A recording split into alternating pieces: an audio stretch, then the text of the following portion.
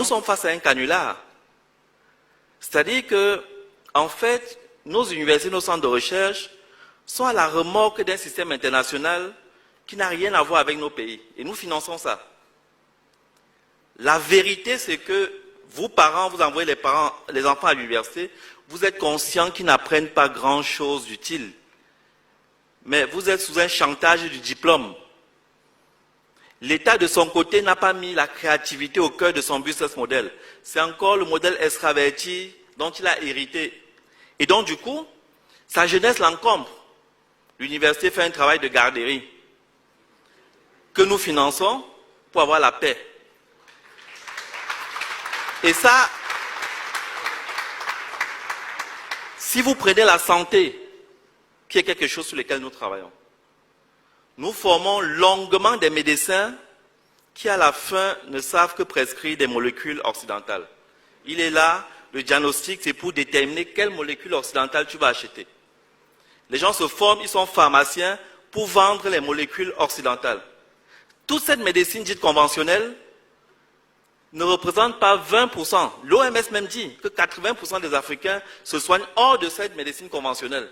Mais tous nos budgets, c'est sous cette médecine conventionnelle qui est en fait juste une courroie entre l'industrie occidentale et les malades. Donc, où est-ce qu'on se retrouve dans tout ça? Pourtant, on a un potentiel. Tous les médicaments se font à partir des plantes. On a une biodiversité extraordinaire. On doit pouvoir faire nos médicaments. On doit pouvoir construire nos intrants de santé. Qui peut faire la couverture maladie universelle en important tout? Ce n'est pas possible. Nos plantes ont des vertus et on le sait. On dit qu'il faut transformer localement. On prend le cas du bois par exemple. Mais le bois, rien que les écorces du bois, par leur valeur thérapeutique, peuvent nous rapporter 20 fois plus que la bille de bois que nous importons. C'est-à-dire si on enlevait seulement les écorces pour exploiter médicalement, la valeur marchande dépasserait la valeur des billes de bois. Mais on n'est même pas dans ce schéma. Donc, et le fond du problème, c'est notre imaginaire. Avant même de regarder les côtés pratiques, techniques, de qu'il n'y a pas de lycée technique et tout ça, ça commence par l'imaginaire. C'est là où on est vaincu. Mon entreprise fabrique des équipements. Et c'est très remarquable. Chaque fois que je vais à une exposition, je présente par exemple un distributeur automatique de boissons.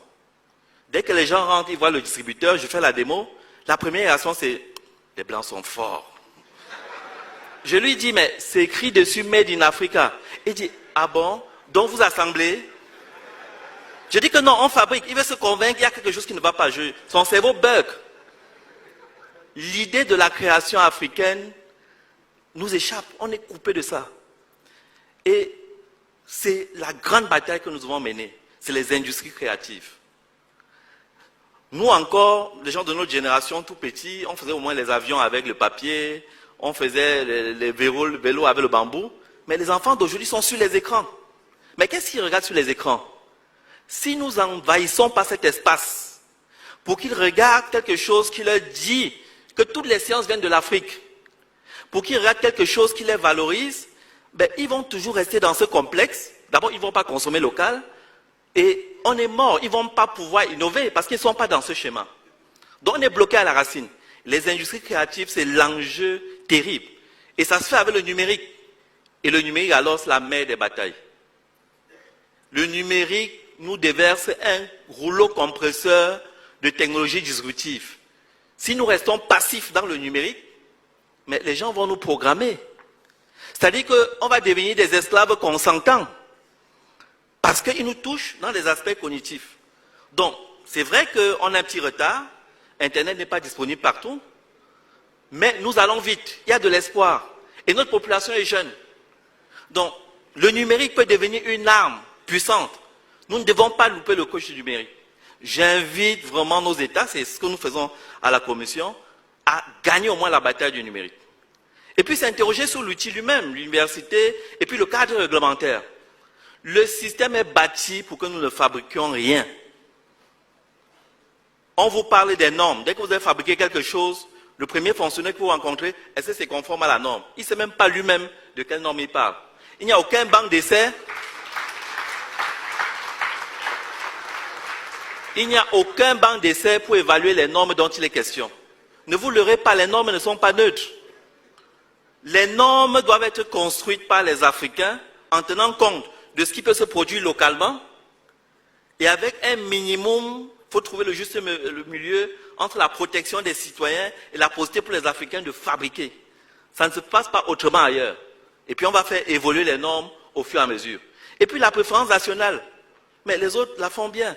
Chez nous on dit made in Togo, made in ceci. Mais après, tout fonctionnaire peut commander ce qui est importé sans problème. Ça ne marche pas comme ça.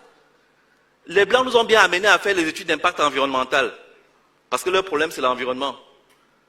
Mais nous, qui n'avons d'ailleurs pas de grands problèmes avec l'environnement, on n'arrive pas à s'imposer qu'un gestionnaire de crédit qui utilise l'argent qu'on a menacé le débrouillard au marché pour collecter, soit obligé d'importer d'abord africain. S'il est obligé d'importer étranger, il faut qu'il explique. Donc la préférence africaine doit être opposable. Sinon, il n'y aura pas de déclic.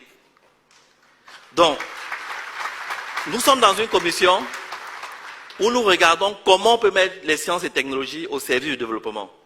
Progressivement, on va entrer dans les détails, mais c'était ça les grands chantiers, le cadre réglementaire, le numérique, la santé, l'énergie et les universités, les centres de recherche. C'est quoi fondamentalement? Parce que normalement, dans la bataille du développement, les universités sont censées être nos généraux. Mais comme c'est les Occidentaux qui financent leurs recherches, ils publient là-bas. Et quand ils sont finis par avoir le grade là-bas, ils viennent ici nous demander des situations de rente, parce qu'ils sont des grands professeurs. Ils n'ont rien changé sur notre environnement.